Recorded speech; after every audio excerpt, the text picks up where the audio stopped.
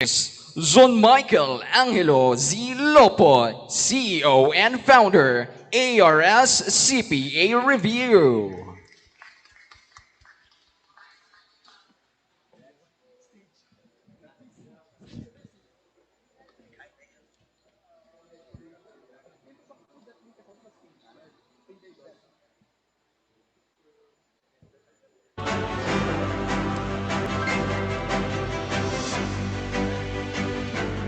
So, good afternoon to all of you. No, on behalf of our team, no, ARSCPA Review and myself, no, thank you, Sir Alex, no, and Aslex PH. By the way, I am John Michael Angelo Z. Lopo, and we have CPA Review Center. And myself, no, I am also professor.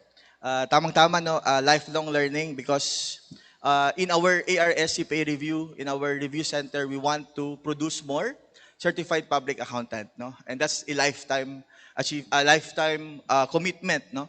Na tumulong sa iba, tumulong sa walang-wala to achieve their dream to become certified public accountant. Thank you very much.